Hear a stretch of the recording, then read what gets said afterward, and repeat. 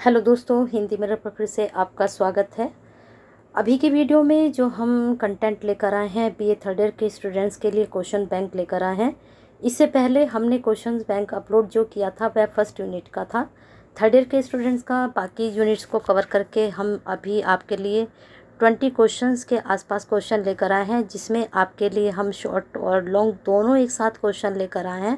Long में आपके लिए 8 से 9 के बीच क्वेश्चन हैं और शॉर्ट में आपके पूरे 10 क्वेश्चन हैं। जितने भी क्वेश्चन हैं बहुत ही महत्वपूर्ण हमने बनाए हैं आपके एग्ज़ाम में। यहाँ से हम कह सकते हैं कि 50% आपके क्वेश्चंस बनेंगे, ज़रूर बनेंगे, क्योंकि आपका जो फर्स्ट पेपर हुआ था वहाँ भी आपके काफ़ी क्वेश्चंस बने थे। वैसे तो टाइम हो चुका है, आपकी तैयारी हो चुकी होगी, लेकिन हो सकता है अब लास्ट मोड पर आपके पास इस तरह के क्वेश्चन पहुंच रहे हों कि आप पूरी रात बैठकर उनको तैयार करें। कल आपका पेपर बहुत अच्छा जाने वाला है इन प्रश्नों की, अगर आप तैयारी करते हैं। ठीक है, चलिए शुरू करते हैं आपका question bank. BA third year students, जो भी स्टूडेंट्स अभी हमसे जुड़े हैं और जो पहले से जुड़े हुए हैं वो लाइक तो बनता है और शेयर क्या कीजिए उन स्टूडेंट्स के लिए जो आपसे ही स्टूडेंट्स हैं। श्रीदेश सुमन उत्तराखंड से जो है आपका बीए थर्ड ईयर कर रहे हैं, तो आप उनके लिए ज़्यादा से ज़्यादा इसको शेयर करें, जिससे सभी स्टूडेंट्स तक वीडियो पहुँचे और वो भी इन क्वेश्चन बैंक को कर लें, क्योंकि वैसे ही टाइम कम है।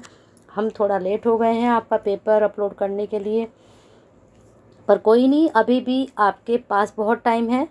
आपका पेपर थर्ड शिफ्ट में है, क्योंकि फर्स्ट शिफ्ट मॉर्निंग में है और थर्ड शिफ्ट आपके पास कल का भी पूरा दिन ही समझिए, आधा दिन है आपके पास, तो अभी भी आप अच्छे से तैयारी कर सकते हो। तो लाइक कीजिए, शेयर कीजिए और कमेंट बॉक्स में अगर आपको नोट्स चाहिए तो बताइएगा ज़रूर। आपको मैं कोशिश करूँगी कि नोट्स भी अपलोड कर दूँ। और आप जो भी स्टूडेंट्स आज ही जुड़े हैं वो सब्सक्राइब कर लें, बेल आइकन हिट कर लें, जिससे सभी वीडियो के नोटिफिकेशन आपको टाइम से मिलते रहें। और हिस्ट्री का आपका जो सेकंड पेपर है वो मैं कल अपलोड करती हूँ सभी स्टूडेंट्स के लिए। वैसे तो आपका 8 में या 7 में जाकर है हिस्ट्री का फर्स्ट पेपर आपका अपलोड है, तो तैयारी करिए अभी आप। लोक प्रशासन के तत्व आपके पेपर का नाम है, पेपर सेकंड है क्वेश्चन बैंक। इसमें मिक्स क्वेश्चंस आपके मैंने बनाए हैं, अलग अलग यूनिट से क्वेश्चंस उठाकर मिक्स क्वेश्चन आपके तैयार कर दिए हैं। चलिए लॉन्ग क्वेश्चन हम चेक करते हैं कौन कौन से हैं। पहला प्रश्न आपका बन रहा है, सार्वजनिक क्षेत्र के उपक्रमों का वर्णन करते हुए उसके उद्देश्य पर प्रकाश डालिए। मैं इसमें कहूँगी कि आपके सारे ही क्वेश्चंस बहुत ही महत्वपूर्ण हैं, लेकिन उससे भी ज़्यादा आपके जो महत्वपूर्ण हो सकता है प्रश्न वो मैं बताती चलूँगी। वैसे तो मैंने 19 के आसपास ये क्वेश्चन बनाए, सारे ही इम्पोर्टेंट क्वेश्चन मुझे लग रहे हैं, लेकिन 19 तो आएंगे नहीं। आपके क्वेश्चन 5+ कितने आते हैं, 8, तो आपके 9 क्वेश्चन आते हैं।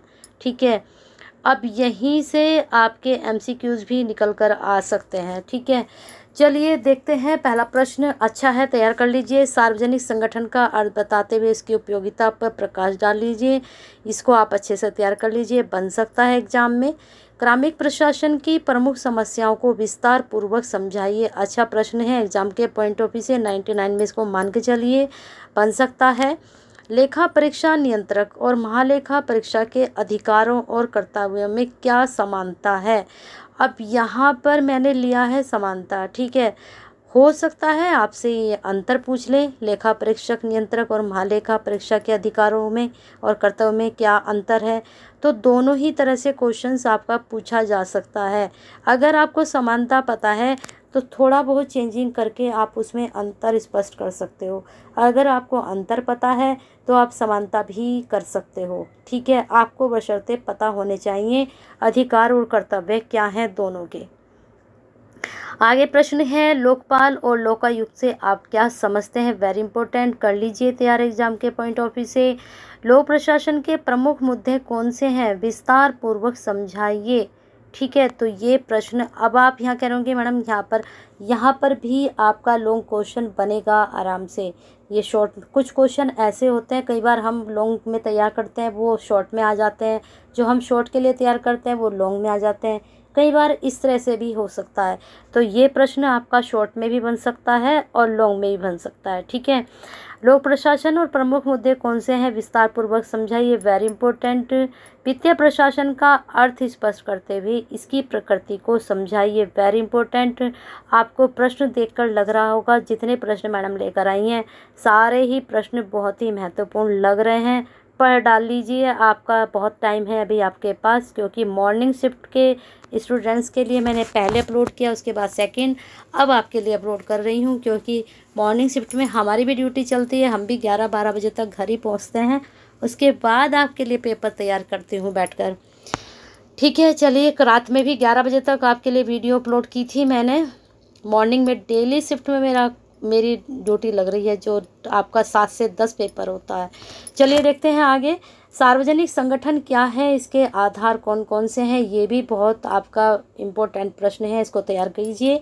सार्वजनिक क्षेत्र के उपक्रमों के उद्देश्य क्या है, बहुत अच्छा प्रश्न, एग्जाम के पॉइंट ऑफ व्यू से आपका सार्वजनिक क्षेत्र से प्रश्न जरूर बनेंगे। नेक्स्ट क्वेश्चन है क्रमिक, यहाँ ये क्रांतिक हो गया, क्रमिक है ये। क्रमिक प्रशासन का अर्थ, परिभाषा एवं महत्व बताइए।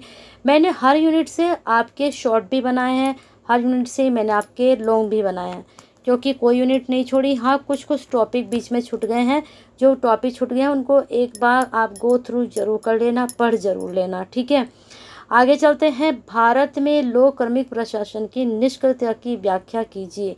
भारत में जो लोक क्रमिक प्रशासन है वह निष्क्रिय क्यों है, इसके बारे में आपको अपने विचार प्रस्तुत करने हैं। नेक्स्ट क्वेश्चन है बजट वित्तीय प्रशासन की धुरी, यहाँ पर ये धुरी है, इसको नोट कर लीजिए, धुरी। तो ये इन्वर्टिस कॉमास में आपको करना है, यह एक कथन है। क्यों है धुरी, बजट वित्तीय प्रशासन, बजट जो है वित्तीय प्रशासन की धुरी है, ये प्रश्न आपका बन रहा है। तो क्यों है, किस प्रकार से है, ये आपको समझाना है।